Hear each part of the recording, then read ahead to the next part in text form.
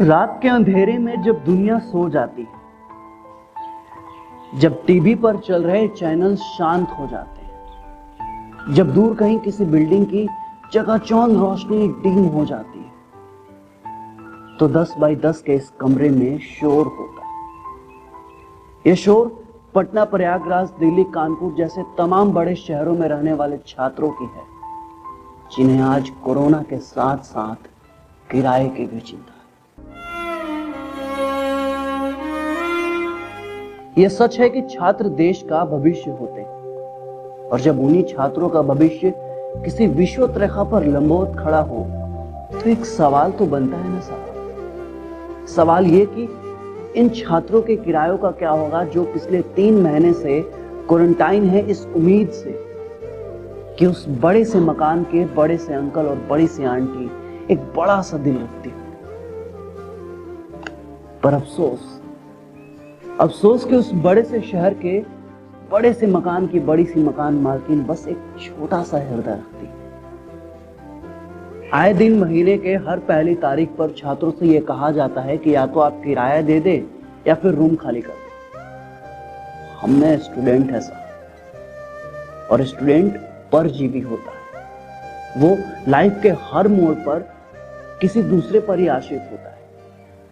पैसों के लिए घर वालों पर, छत के लिए किराए के मकान पर, और सफलता के लिए कोचिंग संस्थानों पर। घर से बाहर रहकर पढ़ रहे मेरे जैसे तमाम विद्यार्थियों के जीवन का ये एक कटु सत्य है।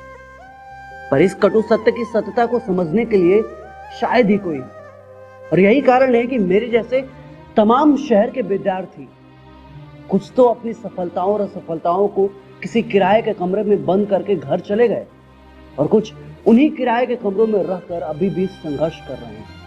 एक कड़वा सच ये भी है कि हमारे गांव से निकलकर शहर जाने वाले अधिकतर स्टूडेंट निम्न परिवार से ही आते हैं।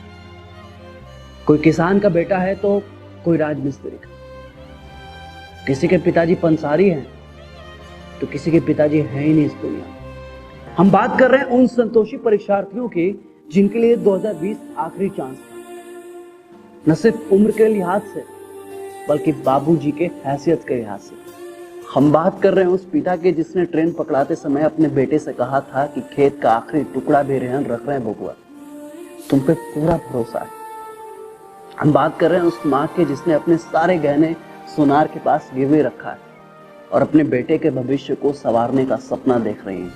नमन है ऐसे माँ बाप को जो छोटी सी कमाई का एक बड़ा सा हिस्सा अपने उस बेटा या बेटी को भेज देते हैं, जो पटना, प्रयागराज, दिल्ली, कानपुर जैसे तमाम बड़े शहरों में रहकर परीक्षा की तैयारी करता है। लेकिन इस लॉकडाउन ने सबके सपने और संघर्षों पर कुठाराघात किया। इस लॉकडाउन में ना तो वो छोटी कमाई हुई, ना उस छोटी कमाई का बड़ा हिस्सा वो अपने बच्चों को भेजने के काबिल बचे। तो बात यहाँ फंसती है कि आखिर एक स्टूडेंट क्या करे, क्योंकि ना तो कोई एग्जाम हुआ, ना ही रिजल्ट आया, और जो भी एग्जाम होने वाला था वो भी स्थगित हो गया। तो एक स्टूडेंट आखिर बंद कमरों के किराए का इंतजाम आखिर कैसे करे? सरकार ने तो कह दिया कि छात्रों से किराया नहीं लिए जाएंगे, लेकिन उनका क्या जो सरकार को नहीं मानते, क्योंकि स्टूडेंट किसी के घर में रहते हैं, सरकार के मकान में नहीं। हम और आप स्टूडेंट हैं और इस बात को बखूबी जानते हैं कि इसी प्रयागराज में कितने मकान मालिक हम स्टूडेंट के किराए पर ही आश्रित हैं। फिर उनका हमसे किराया वसूलना तो लाजमी है। फिर सरकार हमारी समस्याओं को क्यों इग्नोर कर रही है? अरे साहब, लाखों करोड़ों के पैकेज में से कुछ हम स्टूडेंट को भी पैकेज दे, या फिर उन मकान मालिक को डायरेक्ट ट्रांसफर कर दो। हम भी नहीं चाहते साहब कि हमारी वजह से किसी का नुकसान हो, क्योंकि जब हम सशक्त थे, जब हमारे घरों में आमदनी थी, तब हमने भी किसी से नहीं कहा कि हमें मुफ्त में रहने की व्यवस्था की जाए। और साथ ही उन संपन्न मकान मालिकों से निवेदन है कि मानवता नाम की भी कोई चीज होती है साहब।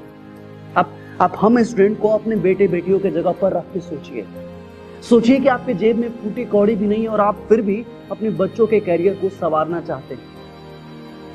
तब आपको शायद हमारा दुख समझ में आएगा। इस लॉकडाउन में जब सब एक साथ खड़े हैं, तो आप हमारे साथ क्यों नहीं खड़े? हमें आपकी भावनाओं का हाथ करने का कोई हक नहीं है, और नहीं हम आपसे कोई राजनीति चाहते। पर इस वक्त हम मजबूर हैं।